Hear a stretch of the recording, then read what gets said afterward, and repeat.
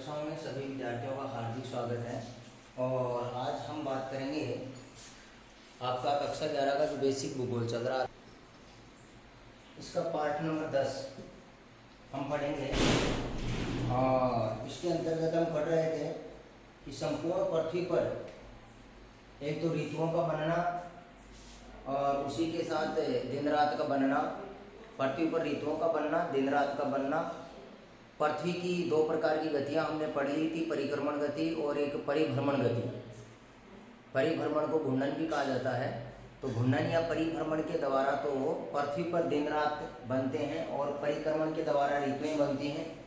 ऋतुओं का दूसरा कारण हमने देखा था कि ऋतुओं का एक कारण तो है कि पृथ्वी की जो आकृति है, एक विशिष्ट प्रकार की आकृति पाई जाती है, गेंद के समान आकृति है। लेकिन पृथ्वी जो है वो ध्रुवों पर चपटी होती है और ध्रुवों पर चपटी होने के कारण संपूर्ण पृथ्वी पर बीच में से उभरी हुई होती है और ध्रुवों पर चपटी होने के कारण संपूर्ण पृथ्वी पर सूर्य की किरणें हैं वो समान रूप से नहीं पहुंच पाती हैं, जिससे तापमान का वितरण असमान पाया जाता है और ये ऋतुओं का निर्धारण करता है।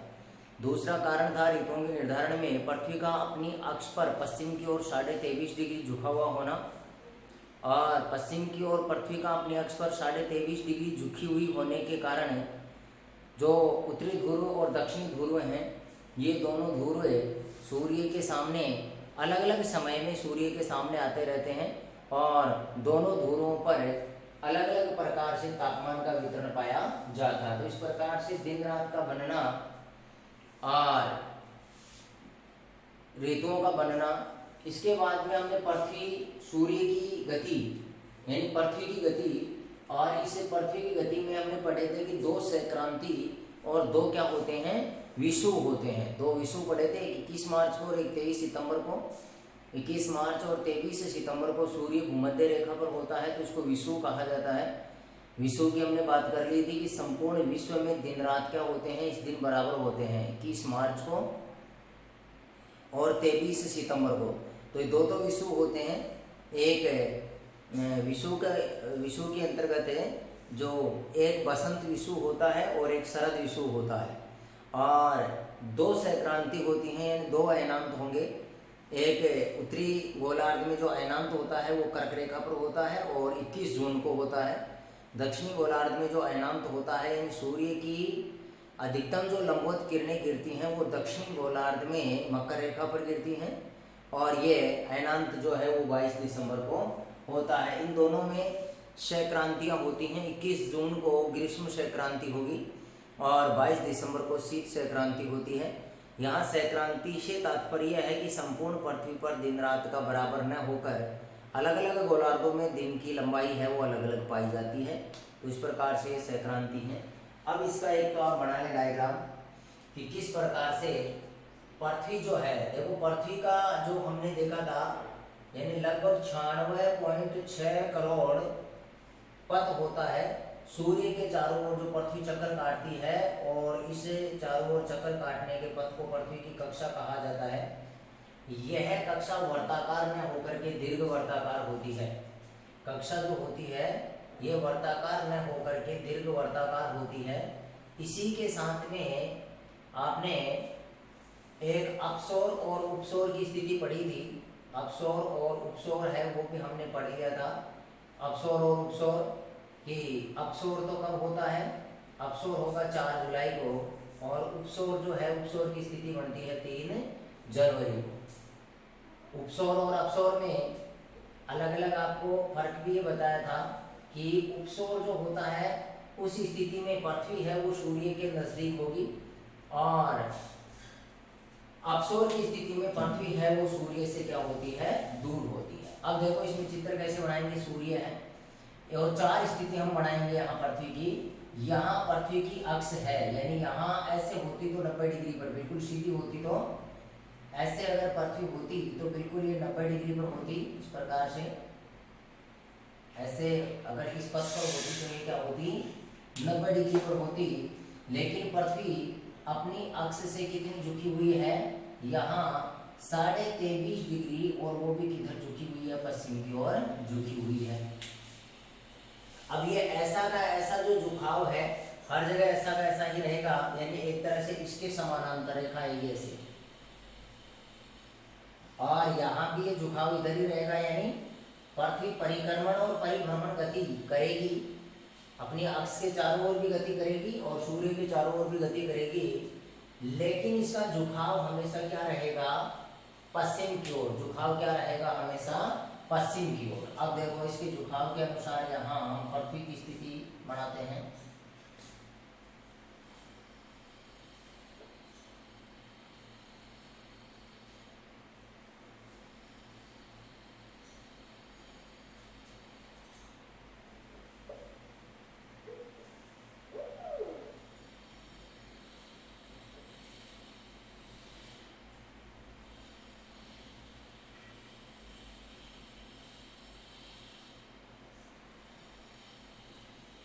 ध्रुवों पर से चपाटियां, यहाँ ये ध्रुव होगा, इसका एक ध्रुव ये होगा और ये उत्तरी ध्रुव हो जाएगा इसका, और ये कौन सा हो जाएगा, दक्षिणी ध्रुव हो जाएगा। ये इसकी अपनी अक्ष से कितनी झुकी हुई है, 23.5 डिग्री। अपनी अक्ष से कितनी झुकी हुई है, ये अपनी अक्ष से 23.5 डिग्री झुकी हुई है इस प्रकार से। 23 सही 1/2 डिग्री, और किधर झुकी हुई है, पश्चिम की ओर। 23 सही 1/2 डिग्री किधर झुकी हुई है, पश्चिम की ओर झुकी हुई है।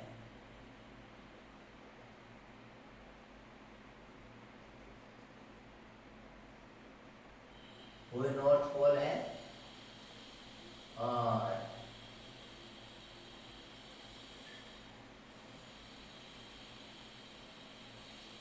ये हो जाएगा इसका साउथ पोल।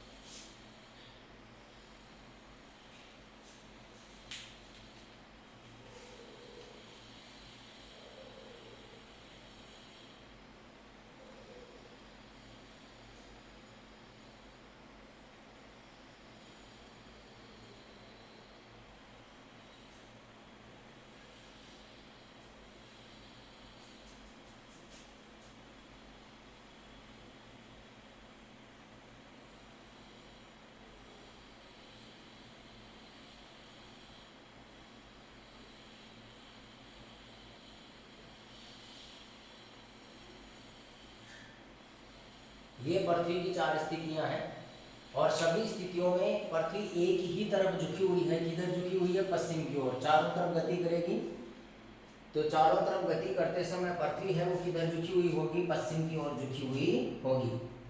इसमें ये वाला जो है उत्तरी ध्रुव हो जाएगा, नॉर्थ हो जाएगा, और ये वाला क्या हो जाएगा, इसमें दक्षिणी ध्रुव हो जाएगा।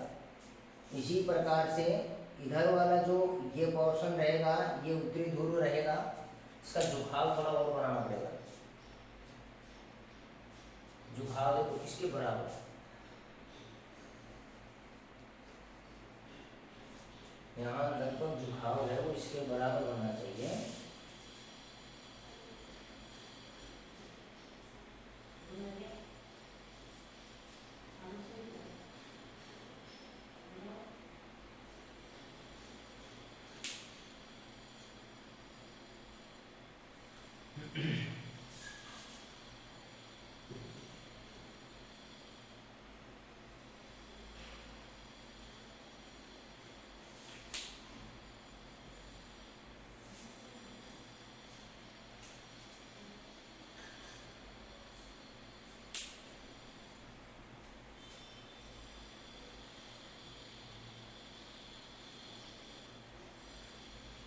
ऐसे इसका ये झुकाव है। वही इसका ये नॉर्थ पोल है, और ये इसका साउथ पोल है।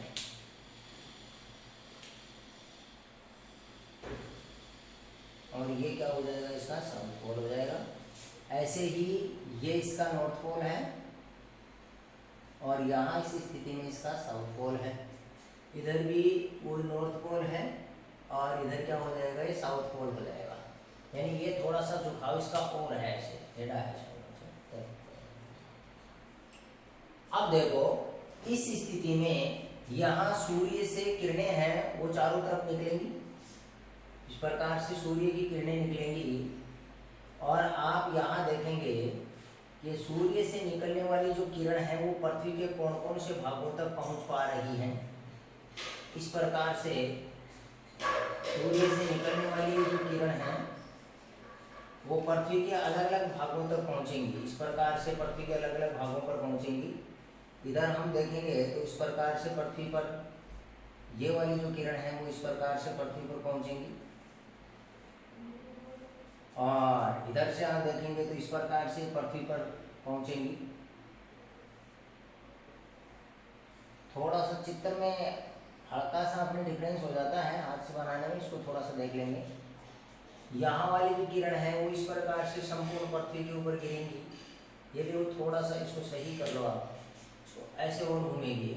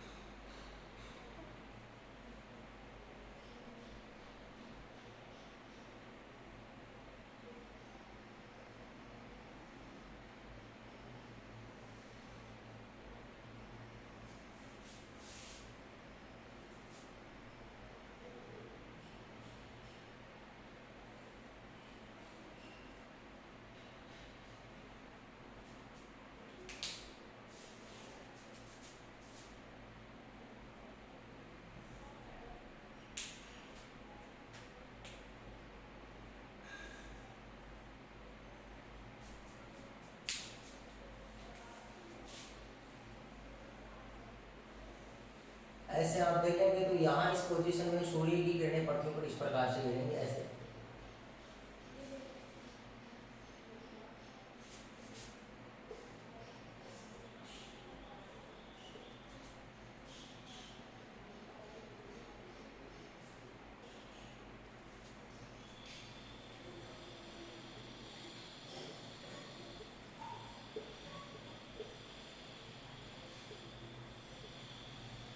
इस प्रकार से ये सूर्य की पोजीशन है। अब आप देखेंगे यहाँ जो सूर्य की किरणें हैं इस पहली पोजीशन पर आप देख रहे हैं, इस पहली पोजीशन पर सूर्य की किरणें हैं वो मतलब इस गोलार्ध पर नहीं पहुंच रही हैं, उत्तरी गोलार्ध पर, केवल कहाँ पहुंच रही है, दक्षिणी गोलार्ध पर।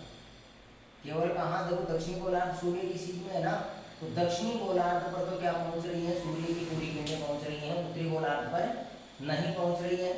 फिर आप देखेंगे कि पृथ्वी के बीच के भागों में यहाँ किरणें सीधी पड़ रही है और यहाँ क्या पड़ रही है, तिरछी पड़ रही है। ऐसे तिरछी हो गई ना, घुमाव गया तो यहाँ तिरछी हो गई, यहाँ किरण क्या है, बिल्कुल सीधी है। ये जो उत्तरी ध्रुव है, ये उत्तरी ध्रुव क्या है, बिल्कुल प्रकाश से वंचित है, उत्तरी ध्रुव बिल्कुल प्रकाश से वंचित है। फिर देखेंगे जब पृथ्वी सूर्य के चारों ओर चक्कर काटती हुई इस स्थिति में आ जाएगी, तो इस स्थिति में पूरे के पूरे उत्तरी ध्रुव पर सूर्य की किरणें गिर रही हैं, लेकिन दक्षिणी जो ध्रुव है, ये दक्षिणी ध्रुव है, सूर्य के प्रकाश से क्या है, वंचित है। यहाँ इन दोनों पोजीशनों में क्या है, दोनों ध्रुवों पर लगभग बराबर बराबर, बीच में भी और ध्रुवों पर भी, बीच वाले पूरे भाग पर किरण पड़ रही है और दोनों ध्रुवों पर। ये थोड़ा बनने में है, बाकी इसको देखेंगे यहाँ विषु होगा, ये भी विषु है और ये भी विषु है, यानी दोनों ध्रुवों पर बराबर और दोनों ध्रुवों पर बराबर होने के साथ साथ बीच में भी सूर्य की किरणें क्या पड़ती हैं, बराबर बराबर पड़ती हैं। तो ये तो होता है विषु, ये कौन सा होता है, विषु होता है, और ये भी क्या होता है, विषु होता है। ये दो तो क्या होते हैं, विषु होते हैं। आपको पता है कि दो विषु कब होते हैं, ये विषु होगा जैसे 21,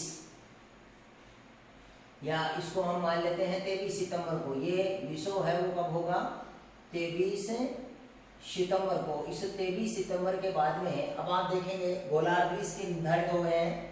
ऐसे आप इसको डिवाइड करोगे तो ये ऊपर वाला ये उत्तरी गोलार्ध हो जाएगा, ये दक्षिणी गोलार्ध हो जाएगा। लेकिन यहाँ गोलार्ध की बात नहीं कर रहे हैं हम, यहाँ पृथ्वी की देखो किरण, किरणों के साथ साथ भी आप ये देखेंगे यहाँ आपकी भूमध्य रेखा और कर्क रेखा का और निर्धारण कर लें। यहाँ तो देखो होगा इसके बिल्कुल बीचों बीच तो क्या है, भूमध्य रेखा है, और इसके बाद में यहाँ उत्तरी गोलार्ध पर है या दक्षिणी गोलार्ध पर यहाँ क्या होगी, इसकी कर्क रेखा होगी, यहाँ क्या होगी, अंटार्कटिका वर्त होगा दक्षिणी गोलार्ध में। यहाँ कर्क रेखा, ये मकर रेखा है, ये कर्क रेखा होगी और ये क्या होगा, आर्कटिक वर्त होगा।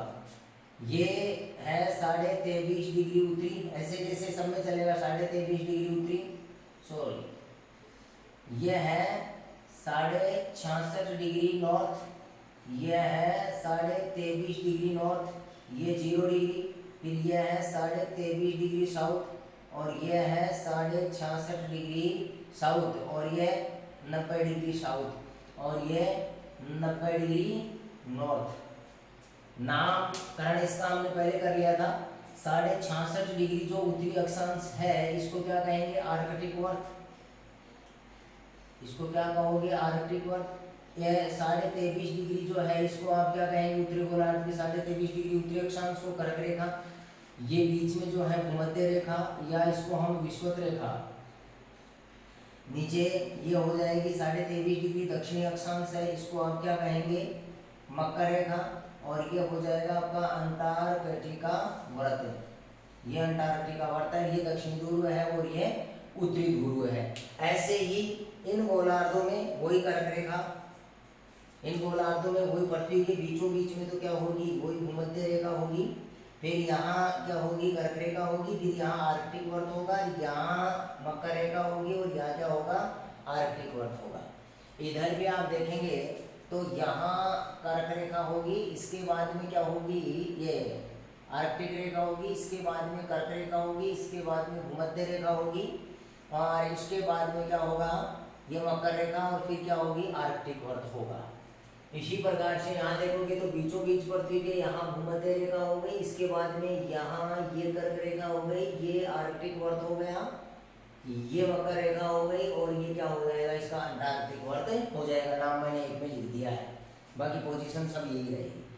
अब देखिए यहाँ ये जो भूमध्य रेखा है, ये भूमध्य रेखा है 0 डिग्री। यहाँ वर्ष भर सूर्य की किरणें सीधी नहीं गिरती हैं, केवल 2 स्थिति में, 23 सितंबर को गिरेगी और यहाँ भी ये जो 0 डिग्री है इसको भी सूर्य की सीधी किरण गिरेगी। वो कब गिरेगी, एक 23 सितंबर को और दूसरी है ये स्थिति बनेगी 21 या 22 मार्च। 21 भी हो सकता है और क्या हो सकता है, 22 मार्च भी हो सकता है। फिर यहाँ देखेंगे ये कर्क रेखा है और इधर ये कौन सी है, ये मकर रेखा है। ये कौन सी रेखा है, मकर रेखा है। इस मकर रेखा के ऊपर सीधी किरण जो गिरती है, इस मकर रेखा पर सीधी किरण है वो कब गिरती है, 22 दिसंबर को। ये जो पोजीशन बनेगी वो कब बनेगी, 22-23 दिसंबर, 22 या 23 दिसंबर के लगभग बनेगी। तो यहाँ संक्रांति होगी, 22 और 23 दिसंबर को यहाँ क्या होगी, संक्रांति होगी। संक्रांति का मतलब आप देख रहे हैं कि यहाँ संपूर्ण पृथ्वी पर दिन रात बराबर नहीं है। देखो दक्षिणी ध्रुवों पर तो प्रकाश है, उत्तरी ध्रुवों पर प्रकाश नहीं है, तो क्रांति हो गई दोनों। यहाँ संपूर्ण पृथ्वी पर प्रकाश है, दोनों ध्रुवों पर भी बराबर बराबर है, बीच में भी बराबर बराबर है, क्योंकि सीधी किरण बिल्कुल 0 डिग्री पर गिर रही है और बाकी दोनों तरफ बराबर बराबर कोण पर गिर रही है। ऐसे ही यहाँ भी देखो सीधी किरण बिल्कुल 0 डिग्री पर गिर रही है और बाकी बराबर बराबर अक्षांशों पर गिर रही हैं। तो यहाँ भी विषुव होगा, यहाँ भी विषुव होगा। यहाँ देखें, यहाँ जो सीधी किरण है ये गिरेगी कब, इसको यहाँ जो सीधी किरण है ये है 23.5 डिग्री उत्तरी अक्षांश कर्क रेखा और यह है 21 जून को। कब गिरेगी है, 21 जून को। और 21 जून को भी क्या होगी, संक्रांति होगी। अब कौन कौन सी क्रांति है और कौन कौन से विषुव है ये देख लिया।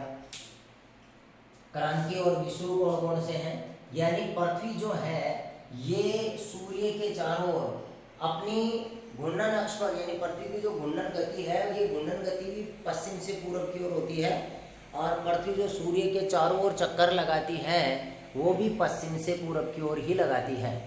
पृथ्वी सूर्य के चारों ओर जो चक्कर लगा रही है वो भी किधर से किधर लगाती है, पश्चिम से पूरब की ओर लगाती है और अपनी अक्ष पर जो पृथ्वी घूर्णन गति करती है वो भी क्या करती है, पश्चिम से पूरब की ओर ही करती है। अब देखें इसकी पोजीशन में क्या बदलाव आएगा। संपूर्ण वर्ष भर, पूरा वर्ष हो गया, यहाँ से चालू होगी, ये सूर्य है, यहाँ से चालू होगी और ऐसे चक्कर काट के फिर यहाँ आएगी, ऐसे आते आते यहाँ आएगी और पूरे वर्ष भर या 365 से 1/4 दिन में चक्कर काटेगी। अब इस संपूर्ण वर्ष में ध्यान देना है आपको, पूरे वर्ष में देखो सूर्य स्थिर है, गति कौन कर रही है? पृथ्वी। सूर्य स्थिर है, गति कौन कर रही है? पृथ्वी कर रही है। पृथ्वी की गति की पोजीशन में आपको यहाँ पता चल रहा है कि जब पृथ्वी इस पोजीशन में होती है तो इस पोजीशन पर पृथ्वी पर सूर्य की किरणें सीधी कहाँ पड़ती हैं? मकर रेखा पर। 23.5 डिग्री दक्षिणी अक्षांश पर गिर रही है ना, और 23.5 डिग्री दक्षिणी अक्षांश क्या है? ये मकर रेखा। तो यहाँ इसके बाद में तिरछी पड़ेगी, मकर रेखा के नीचे जितनी भी है ना, इसके बाद में तिरछी पड़ेगी। दक्षिणी गोलार्ध में सूर्य की अधिकतम सीधी किरण है वो कौन से अक्षांश तक है? मकर रेखा तक। दक्षिणी गोलार्ध में सूर्य की अधिकतम सीधी किरणें हैं वो कहाँ तक गिरती हैं? मकर रेखा तक। आगे देखो, जैसे ही सूर्य यहाँ आएगी तो देखो मकर रेखा तो ये रह गई, मकर रेखा तो ये है, और कर्क रेखा ये है। बीच में कौन है? भूमध्य रेखा है। तो इस पोजीशन में सूर्य की सीधी किरण कहाँ गिरती है? भूमध्य रेखा पर गिरती है। और भूमध्य रेखा आपको पता है 0 डिग्री अक्षांश है, जो पृथ्वी के बिल्कुल बीचों बीच खींची गई है। जब सूर्य की सीधी किरण भूमध्य रेखा पर गिर रही है तो बाकी भागों पर क्या गिरेंगी? बराबर बराबर कोणों के साथ गिरेंगी। इसका मतलब संपूर्ण पृथ्वी पर दिन और रात बराबर हो गया। इसके बाद में आप नेक्स्ट पोजीशन, जब पृथ्वी सूर्य के चारों ओर चक्कर लगाती हुई यहाँ आ जाएगी तो इस पोजीशन में आप देखेंगे कि इस पोजीशन में जो सूर्य की सीधी किरणें गिर रही हैं वो कहाँ गिर रही है? ये तो है भूमध्य रेखा, ये तो क्या है? भूमध्य रेखा है। और ये है कर्क रेखा। ये कौन सी रेखा है? कर्क रेखा। इस कर्क रेखा के ऊपर क्या गिर रही है? सूर्य की सीधी किरण गिर रही है, उत्तरी गोलार्ध है ना। अब देखो यहाँ कर्क रेखा पर है और यहाँ सूर्य की किरण सीधी कहाँ है? मकर रेखा पर। अब देखो ये तो है दक्षिणी गोलार्ध में, तो अधिकतम कहाँ गिरेगी? मकर रेखा पर। सूर्य की सीधी किरण है वो दक्षिणी गोलार्ध में, तो अधिकतम कहाँ गिरेगी? मकर रेखा पर। और इसको अयनांत कहा जाता है। अयन का मतलब होता है सूर्य किरण, अयन का मतलब क्या होता है? किरण होता है, सूर्य भी होता है। तो अयन का अंत, अयनांत, यानी दक्षिणी गोलार्ध में अयनांत कहाँ होगा? मकर रेखा पर। और कब होगा? 22 दिसंबर को। ध्यान रखना, दक्षिणी गोलार्ध में सूर्य की अधिकतम सीधी किरणें हैं वो पृथ्वी पर कहाँ तक पड़ती हैं?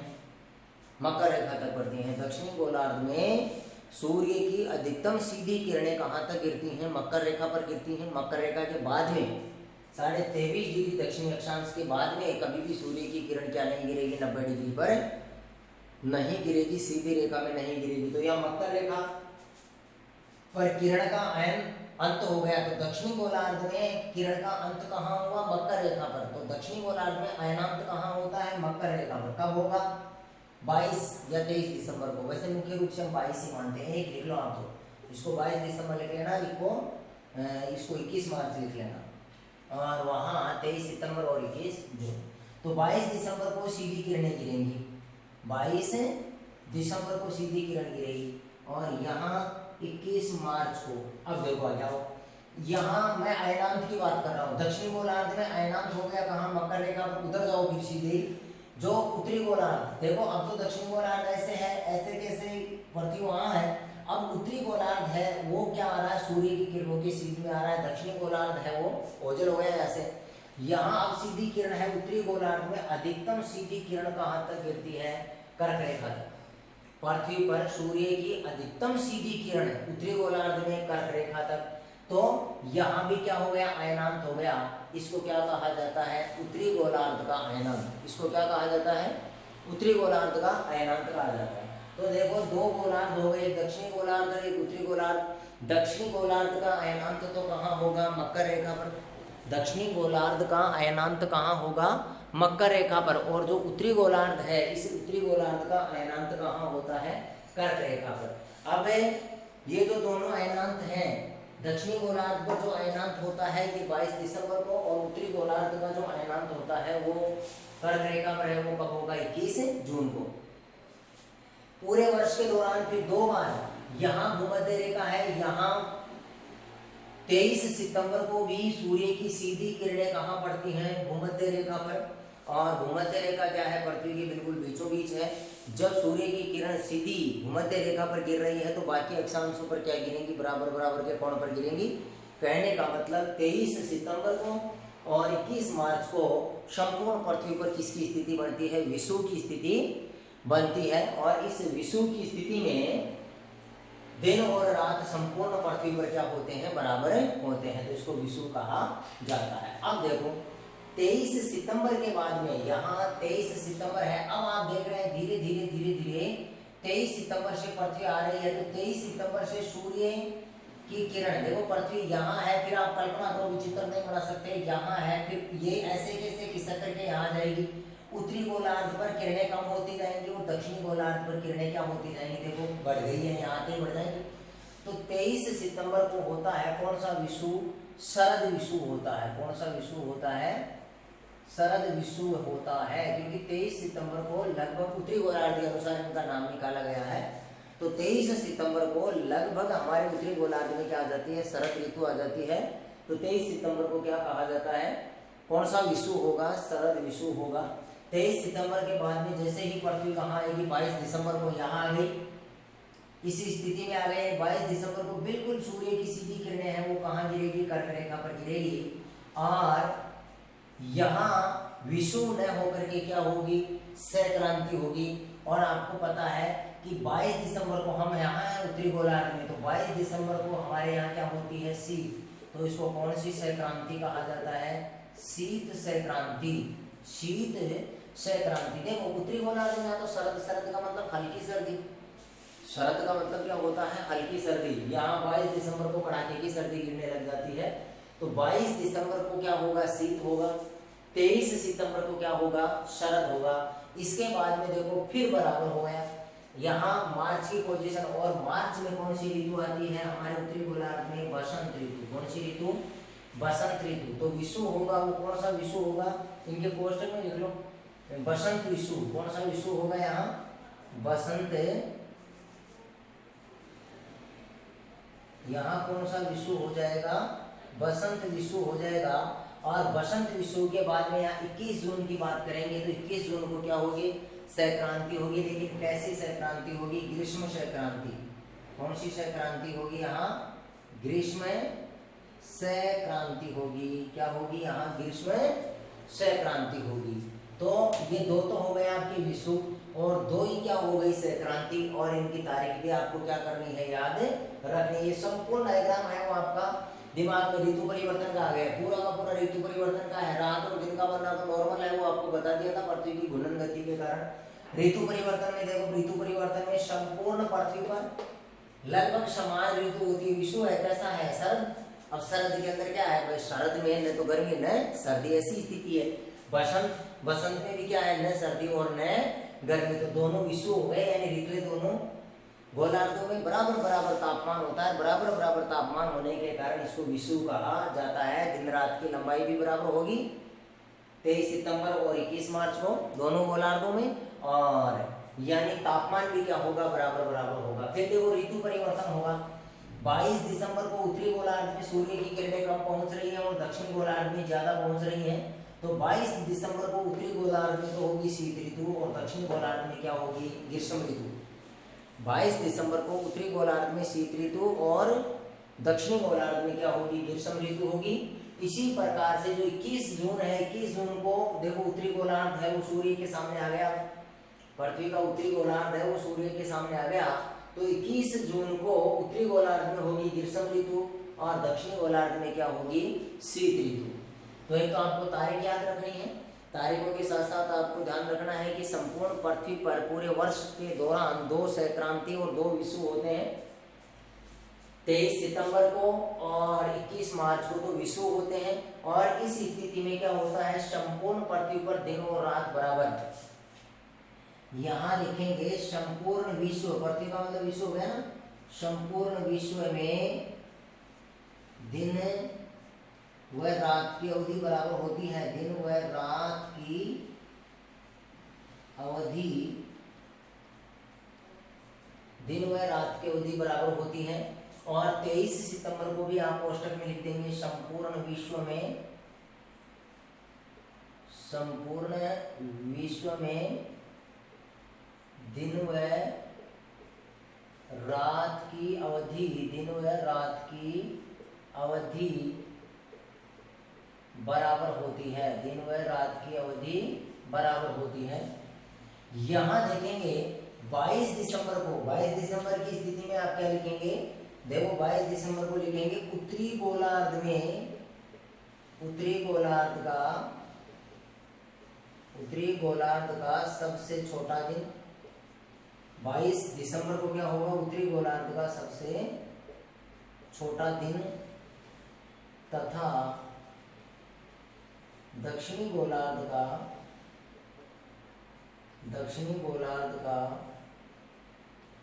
सबसे बड़ा दिन होगा। दक्षिणी गोलार्ध का क्या होगा, सबसे बड़ा दिन होगा, और उत्तरी गोलार्ध का क्या होगा, सबसे छोटा दिन होगा। और ऐसी स्थिति में 21 जून को विपरीत हो जाएगा। 21 जून को आप लिखेंगे उत्तरी गोलार्ध का सबसे बड़ा दिन, उत्तरी गोलार्ध का 21 जून को उत्तरी गोलार्ध का सबसे बड़ा दिन तथा दक्षिणी गोलार्ध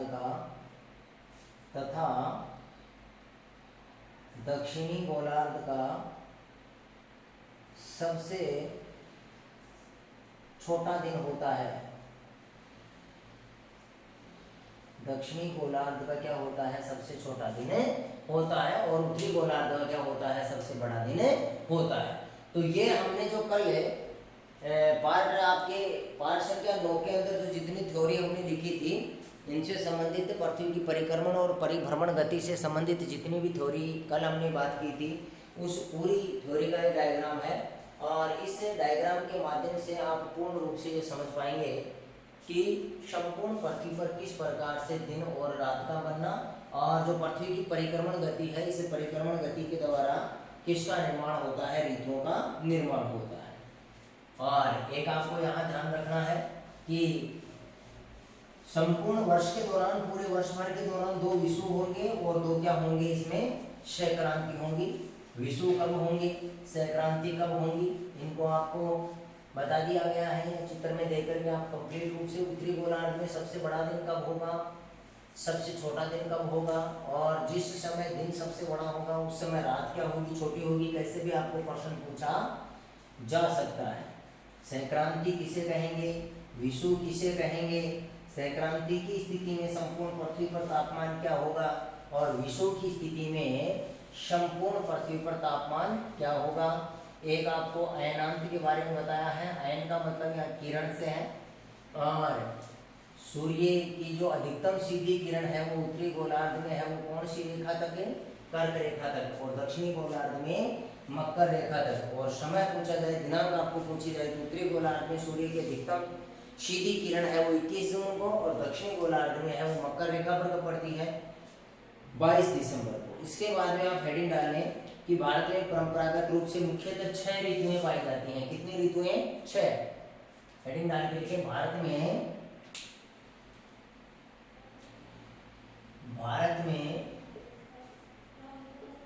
परंपरागत रूप से मुख्यतः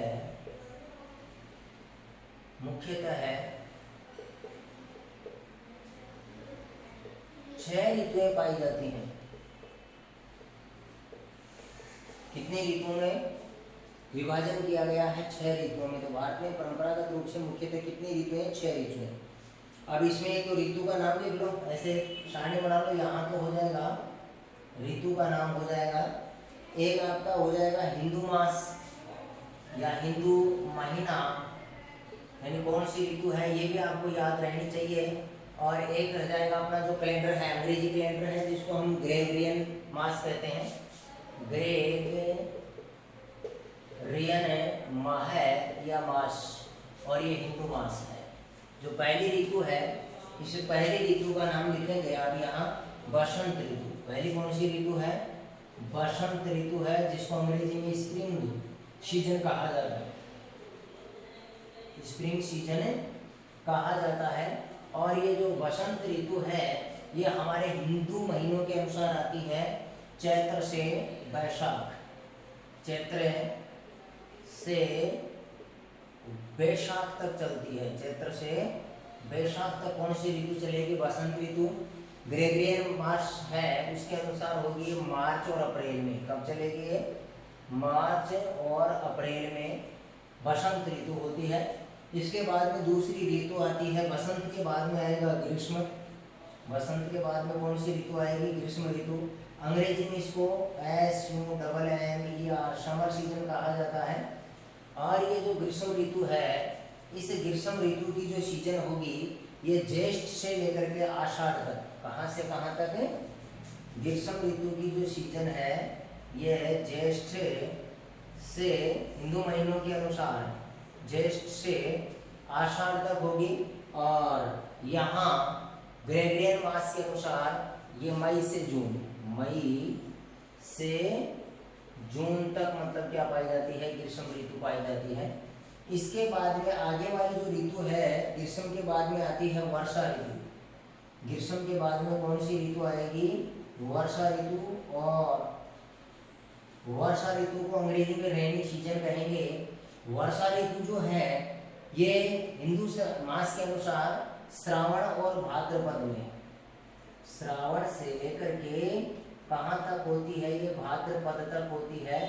और अंग्रेजी महीनों के अनुसार ये जुलाई से लेकर सितंबर तक होती है। अंग्रेजी महीने के अनुसार वर्षा ऋतु जो होती है जुलाई से लेकर के कहाँ तक होती है? सितंबर माह तक होती है। वर्षा ऋतु के बाद में आती है शरद ऋतु। वर्षा के बाद में कौन सी आएगी? हल्की सर्दी आएगी, शरद ऋतु। शरद को इसको ऑटमन ऋतु कहा जाता है। शरद को कौन सी कहा जाता है? ऑटमन, AUTUMN, ऑटमन सीजन कहा जाता है। और यहाँ ये चलेगी मार्गशीर्ष से, ये शरद चलेगी आश्विन से कार्तिक तक। भाद्रपद इसके बाद में कौन सा आ जाएगा? आश्विन। और आश्विन से लेकर के कहाँ तक चलेगी? ये कार्तिक तक चलेगी। शरद ऋतु जो है आश्विन से लेकर के कार्तिक तक चलेगी। और ग्रेगरियन मास के अनुसार अक्टूबर से नवंबर तक। अक्टूबर से कहाँ तक चलेगी? ये नवंबर तक चलेगी। शरद के बाद में आती है हेमंत, जिसको प्री विंटर भी कहा जाता है। शरद के बाद में कौन सी ऋतु आएगी भाई? हेमंत। और हेमंत को प्री विंटर कहा जाता है, WINTER, प्री विंटर कहा जाता है। हेमंत चलती है मार्गशीर्ष से पौष तक। मार्गशीर्ष से पौष माह तक कौन सी ऋतु चलेगी? हेमंत ऋतु चलेगी। और इसको दिसंबर से 15 जनवरी तक का टाइम होता है। नवंबर तक तो ये है, इसके बाद में चलेगी ये दिसंबर से लेकर के कहाँ तक? 15 जनवरी तक। दिसंबर से लेकर के लगभग 15 जनवरी तक चलेगी। हेमंत के बाद में जो ऋतु है वो आएगी शिशिर ऋतु है। शिशिर का मतलब इसको शीत ऋतु भी कहते हैं। शिशिर भी लिख सकते हो और शीत भी लिख सकते हो। शिशिर ऋतु या शीत ऋतु, अंग्रेजी में इसको हम कहेंगे विंटर, WINTER। अंग्रेजी में इसको विंटर कहोगे। और यह है माघ से फाल्गुन तक चलेगी। कहाँ से कहाँ तक चलेगी? ये माघ से फाल्गुन महीने तक। माघ से कहाँ तक चलेगी? फाल्गुन तक चलेगी। यहाँ लगभग 16 जनवरी से लेकर के और कहाँ तक चलेगी? फरवरी तक। 16 जनवरी से लेकर के कहाँ तक चलेगी? ये फरवरी तक चलेगी। तो इस प्रकार से हमारे भारत में परंपरागत रूप से कितनी ऋतु हैं? 6। पहली कौन सी है? बसंत ऋतु। पहली कौन सी है? बसंत ऋतु है। फिर कौन सी आएगी? बसंत के बाद में क्या आएगी? ग्रीष्म। ग्रीष्म के बाद में क्या आएगी? वर्षा। वर्षा के बाद में क्या आएगी? शरद। शरद के बाद में क्या आएगी? हेमंत। हेमंत के बाद में कौन सी आएगी? शिशिर या शीत ऋतु। शिशिर या कौन सी आ जाएगी? शीत ऋतु आ जाएगी। और ये आपके क्या है? महीनों के नाम है। एक और याद रख लेना यहाँ, ये अंग्रेजी महीनों के नाम तो है, हिंदी महीनों के नाम। हिंदी महीना कहाँ से शुरू होता है? चैत्र से। हिंदी महीना कहाँ से शुरू होता है? चैत्र से। कर्म है इनका, पहला चैत्र है, दूसरा वैशाख है, तीसरा ज्येष्ठ है, चौथा आषाढ़ है, पांचवा ये श्रावण है, इसके बाद में भाद्रपद आएगा, भाद्रपद के बाद में आश्विन आएगा, फिर कार्तिक आएगा, मार्गशीर्ष आएगा, मार्गशीर्ष के बाद में पौष आएगा, पौष के बाद में माघ आएगा, और माघ के बाद में फाल्गुन, और फाल्गुन के बाद में वापस कहाँ से शुरू हो जाएगी साल? चैत्र माह से। कहाँ से शुरू हो जाएगी? चैत्र माह से। तो यहाँ हिंदी जो महीनों के नाम हैं, ये हिंदी महीनों के नाम भी आपको क्या करने हैं? याद करने हैं। तो ये पृथ्वी की दोनों प्रकार की गतियां हो गई, आपकी परिभ्रमण गति भी हो गई है और परिक्रमण गति भी हो गई है। इसके बाद में आपको थोड़ी सी दो चीजें मैं और बता देता हूँ, इसी वीडियो में कंप्लीट करेंगे। आपकी बेसिक भूगोल 10 वीडियो हो चुके हैं। नेक्स्ट आपको जो वीडियो मिलेगा वो आपको अपनी पुस्तक का मिलेगा। अब आपका हम कोर्स चालू करेंगे, लेकिन ध्यान दें, ये आपकी जो 8-10 घंटे की स्टडी है, या 8-10 घंटे की स्टडी आपके भौतिक भूगोल के लिए बहुत काम की है। और इसमें आप सारी चीज़ें अच्छी तरह से पहले इसको समझ लेंगे, बेसिक को अच्छी तरह से, रात दिन का बनना, ऋतुओं का बनना, उपसौर क्या है, अवसौर क्या है, घूर्णन क्या है, परिभ्रमण क्या है, पृथ्वी कैसे अपनी अक्ष पर झुकी हुई है, कैसे चक्कर लगाती है, क्या अक्षांश है, क्या देशांतर है, कैसे तिथि का निर्धारण होता है, मुख्य मुख्य अक्षांशों का नाम, मुख्य मुख्य देशांतरों का नाम, गोलार्धों का नाम, मैप पर कैसे आप उत्तरी को पहचानोगे, कैसे दक्षिणी को, सब चीजें आपको ए से जेड तक की मैंने लगभग बता दी है। अध्ययन आपको करना है। अब आप एक तो इसमें पहले लिख लें, यहाँ पहले एक चित्र बना लेते हैं संपूर्ण पृथ्वी का। एक बार हम ग्लोब का यहाँ चित्र बनाएंगे, और इसके ऊपर स्केच मैप है वो भी आपको आना चाहिए। देखो, भूगोल के छात्र के रूप में या भूगोल के जो अध्यापक हैं, इसका मुख्य जो हथियार है वो क्या है? मानचित्र है। यानी मानचित्र का नॉलेज जब तक अगर आपको नहीं है, मानचित्र का अगर नॉलेज नहीं है, तो आप भूगोल विषय का अध्ययन नहीं कर पाएंगे। जब तक आपको क्या नहीं होगा? मानचित्र का ज्ञान नहीं होगा। तो मानचित्र का ज्ञान है वो पूर्ण रूप से एक भूगोलवेत्ता को होना चाहिए। मानचित्र की स्थिति सबसे पहले होनी चाहिए, तब जाकर के आप क्या कर पाएंगे? इसमें ज्ञान प्राप्त कर पाएंगे। देखिए, एक हल्का विश्व का, ये हमारी पृथ्वी है। ये क्या है? पृथ्वी है। ये पृथ्वी का मध्य भाग है। इसके ऊपर ऐसे अक्षांश हैं और ऐसे क्या है? देशांतर हैं। स्केच मैप में हम देखेंगे, यहाँ पृथ्वी जो है वो ध्रुवों पर क्या है? चपटी है। पृथ्वी क्या है? ध्रुवों पर चपटी है। यानी उत्तरी ध्रुव और दक्षिणी ध्रुव की आप स्थिति देखें तो दोनों ध्रुवों पर पृथ्वी क्या है? चपटी है। इसके बाद में यहाँ एक स्केच मैप आपको यहाँ बनाना आना चाहिए कि किस प्रकार से आप एक इसमें स्केच मैप तैयार करते हैं पृथ्वी का। यहाँ ये अलास्का है, ये कनाडा आ जाएगा उत्तरी ध्रुव पर, और यहाँ अपना ये ग्रीनलैंड आ जाएगा। यह कटा कटा भाग है ही इसका अमेरिका का, और ये पोजीशन इस प्रकार से बनेगी। ये उत्तरी अमेरिका महाद्वीप, ये मैक्सिको, पनामा यहाँ आ जाएगा। वैसे पूरा इसको पढ़ेंगे तब आपके अच्छी तरह से भी दिमाग में बैठे हुए। ये दक्षिणी अमेरिका महाद्वीप का सबसे बड़ा देश आ जाएगा इधर, ब्राजील वाला। इसके बाद में आप इधर देखेंगे तो यहाँ से जो ये कटाफटा महाद्वीप, जिसको हम क्या कहते हैं? यूरोप महाद्वीप कहते हैं, कटाफटा महाद्वीप। और कटाफटा महाद्वीप को किसके नाम से जाना जाता है? यूरोप महाद्वीप के नाम से जाना जाता है। यहाँ अफ्रीका महाद्वीप आ जाता है, और इस प्रकार से आकर के अफ्रीका महाद्वीप रूप ने थोड़ा सा बड़ा कर दिया इसको, मैंने इधर थोड़ा कम लिया है। स्केच मैप को ऐसे कर दिया।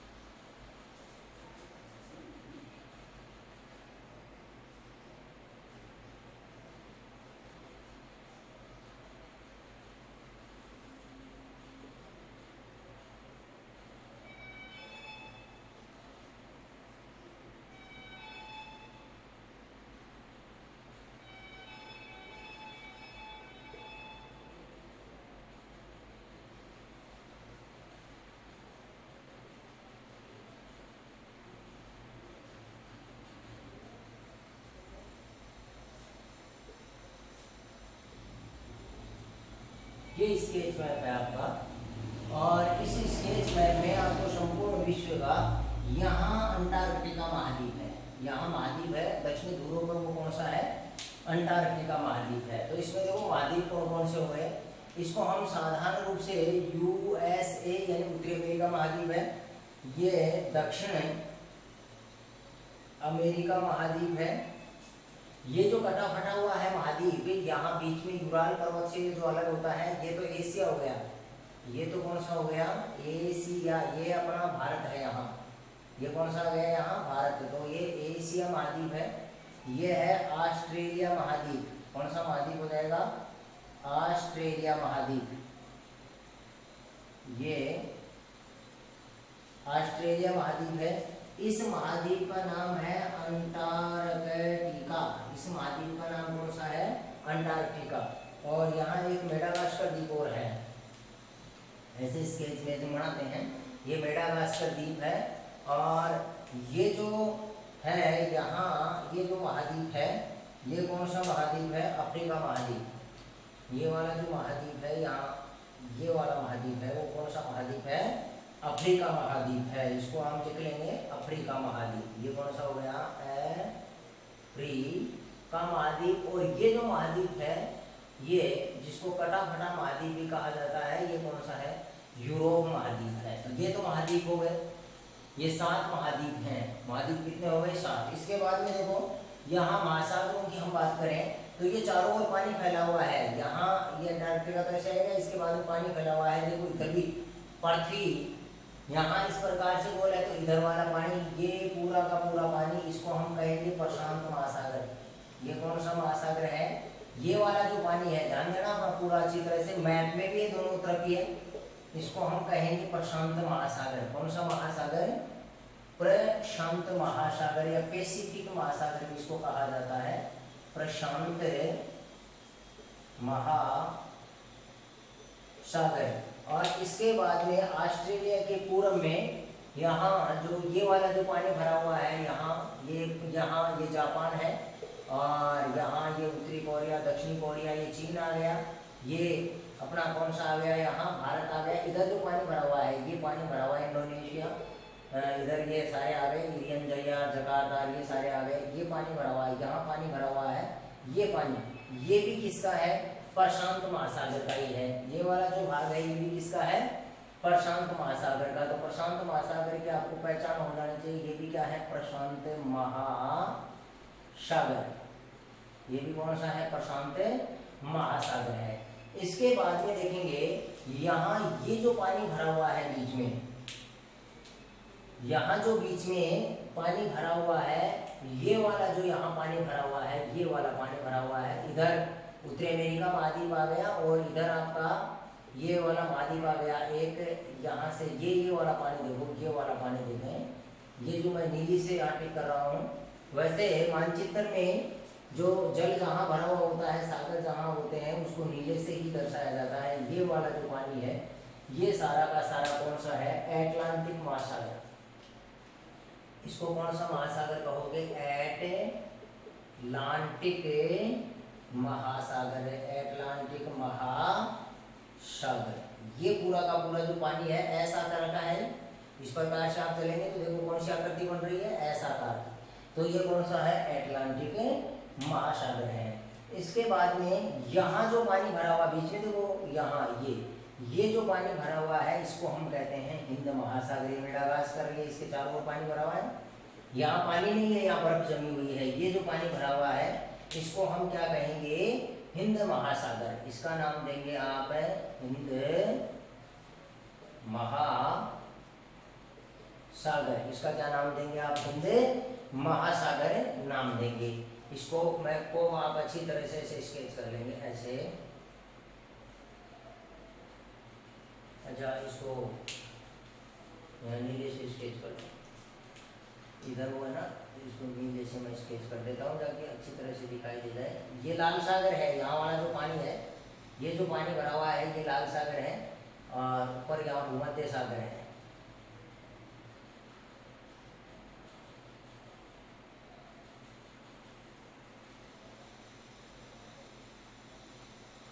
ये अफ्रीका महाद्वीप हो गया, यहाँ मिस्र है, इटली है, यूरोप महाद्वीप, यहाँ स्वीडन, फ्रांस, जर्मनी, ये आ गए सारे।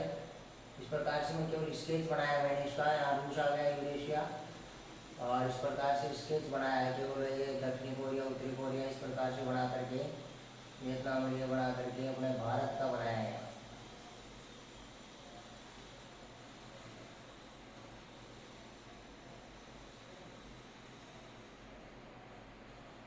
द्वीप समूह है यहाँ बीच में, फिर ये ऑस्ट्रेलिया गया, फिर ये न्यूजीलैंड आ गया, और ये क्या आ गया, मेडागास्कर। ये कौन सा आ गया यहाँ, मेडागास्कर आ गया है ना। उसको स्केच को सही कर लो आप। ये देखो उत्तरी अमेरिका है, इधर आ जाएगा ये दक्षिणी अमेरिका, ये यहाँ ब्राज़ील है, इस प्रकार से ये चिली है, इक्वेडोर आ जाएगा, इधर मैक्सिको, पनामा, ये कैलिफोर्निया है, यहाँ अलास्का आ जाएगा है ना, और ये कटाफटा यहाँ कनाडा है, ये कनाडा है। इस प्रकार से इसको स्केच कर लेंगे। ये ग्रीनलैंड है, ये ग्रीनलैंड है, ये आइसलैंड है, स्केच हो गया ना आपका। और ये कौन सा महाद्वीप है, अंटार्कटिका महाद्वीप। ये कौन सा महाद्वीप है, ये अंटार्कटिका महाद्वीप है, जो किससे ढका हुआ है, बर्फ से ढका हुआ है। महासागर हो गए, एक महासागर आपका हो रहा, यहाँ वाला जो पानी भरा हुआ है, ये ऊपर वाला उत्तरी गोलार्ध में ये जो पानी भरा हुआ है ना, यहाँ जो पानी भरा हुआ है इसको हम कहते हैं आर्कटिक महासागर। यहाँ पानी जो भरा हुआ है बीच बीच में, इसको क्या कहा जाएगा, आर्कटिक महासागर। इसका नाम लिख लेंगे आप, आर्कटिक महासागर। तो देखो यहाँ संपूर्ण पृथ्वी का जो ग्लोब है, इस ग्लोब का आपके सामने यहाँ चित्र प्रस्तुत कर दिया गया है, और स्केच मैप है। वो ग्लोब को हटा करके आप विश्व का बनाए तो और थोड़ा खुला बन जाएगा, और भी सही तरीके से आपका बन जाएगा। तो यहाँ पूरी पृथ्वी पर कैसे महासागर और महाद्वीप हैं, इनका आप अच्छी तरह से मैप में आपको पूरा अच्छी तरह से समझ में आ जाएगा। आप अपने मैप में देखेंगे, स्कूल एटलस में। अब आप लिख लें एक बार, क्षेत्रफल की दृष्टि से महाद्वीपों का क्रम। अपनी कॉपी में लिख लो, यहाँ हेडिंग डाल के लिख लो, क्षेत्रफल की दृष्टि से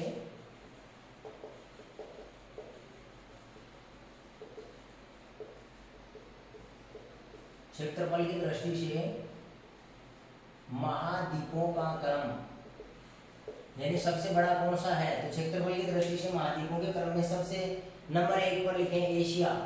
1 नंबर पर क्षेत्रफल में सबसे बड़ा महाद्वीप कौन सा है, एशिया। नंबर 2 पर लिखें अफ्रीका। दूसरा कौन सा है, 2 नंबर पर बड़ा है अफ्रीका। तीसरे नंबर पर लिखेंगे उत्तरी अमेरिका। तीसरे नंबर पर क्षेत्रफल में कौन सा है, उत्तरी अमेरिका। चौथे नंबर पर लिखेंगे दक्षिणी अमेरिका। चौथे नंबर पर कौन सा हो जाएगा, दक्षिणी अमेरिका। और इसके बाद में 5वें नंबर पर लिखेंगे अंटार्कटिका। ये नीचे ना अंटार्कटिका, ये है अंटार्कटिका। इसके बाद में 6वें नंबर पर है आपका यूरोप महाद्वीप। सबसे 6वें नंबर का यूरोप, और सबसे छोटा कौन सा है, ऑस्ट्रेलिया महाद्वीप। ऑस्ट्रेलिया, इसको ओशनिया भी कहा जाता है, ऑस्ट्रेलिया को ओशनिया महाद्वीप भी कहा जाता है। तो ये 7 महाद्वीप हो गए। देखो सबसे बड़ा महाद्वीप आप अपने मैप में देखेंगे पूरा का पूरा, सबसे बड़ा महाद्वीप कौन सा है, 1 नंबर पर यूरोप, 2 नंबर पर है अफ्रीका, 3 नंबर पर है उत्तरी अमेरिका, 4 नंबर पर है दक्षिणी अमेरिका, 5 नंबर पर है अंटार्कटिका, 6 नंबर पर है यूरोप, और 7 नंबर पर कौन सा है, ऑस्ट्रेलिया। ये 7 तो क्या हो गए, महाद्वीप। इसके बाद में नेक्स्ट लिख लो महासागरों का क्षेत्रफल की दृष्टि से क्रम। हेडिंग डाल के लिख लें महासागरों का,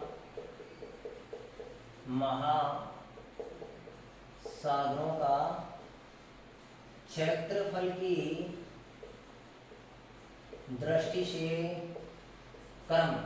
महासागरों का क्षेत्रफल की दृष्टि से आप क्रम की बात करेंगे तो 1 नंबर पर क्षेत्रफल में 1 नंबर पर है प्रशांत महासागर। सबसे बड़ा महासागर कौन सा है, प्रशांत महासागर। सबसे बड़ा महासागर कौन सा हो गया, प्रशांत महासागर। नंबर 2 पर बात करेंगे एटलांटिक महासागर। कौन सा महासागर हो जाएगा दूसरे नंबर पर, एटलांटिक महासागर। नंबर 3 की बात करेंगे हिंद महासागर। तीसरे नंबर पर कौन सा है? हिंद महासागर। और नंबर 4 की बात करेंगे वो है आर्कटिक महासागर। कौन सा महासागर है? आर्कटिक महासागर है। कितने महासागर हैं? 4। महाद्वीप कितने हैं? 7। कई बुक्स में अंटार्कटिका जो महाद्वीप है इसको भी महासागर माना गया है, बाकी वास्तव में ये महाद्वीप के बर्फ से ढका हुआ है, धरातल है। यहाँ धरातल नहीं है, बर्फ है यहाँ भी, लेकिन नीचे क्या नहीं है? धरातल है। तो ये तो महासागर है। और ये क्या है? दक्षिणी ध्रुव पर महाद्वीप है, उत्तरी ध्रुव पर महासागर है। ये आपका बेसिक भूगोल जो है वो कक्षा 11 का ये आपका कंप्लीट हो चुका है। और अब हम नेक्स्ट वीडियो में पाठ संख्या 1 से और पाठ नंबर 1 से हम स्टार्ट करेंगे। तो इससे पहले आप इनको अच्छी तरह से देख लें। मैप वगैरह का इनका नॉलेज है वो पूर्णतः आपको होना चाहिए, क्योंकि जो भौतिक भूगोल हम पढ़ने जा रहे हैं विश्व की, इस विश्व की पूरी भौतिक भूगोल में जब तक आपके समझ में नहीं आएगा, तब तक समझ में नहीं आएगा, जब तक मतलब आप क्या नहीं कर पाएंगे, इन चीज़ों का जो 10 वीडियो आपको बताए ना, इनका गहन अध्ययन नहीं कर लेंगे। अगर इसका गहन अध्ययन कर लिया तो आपको ये भौतिक भूगोल है वो चंद ही मिनटों में आपको समझ में आ जाएगा तुरंत ही, क्या चीज़ है क्या चीज़ नहीं है। और मैप का भी रोजाना अध्ययन किया करो। Thank you.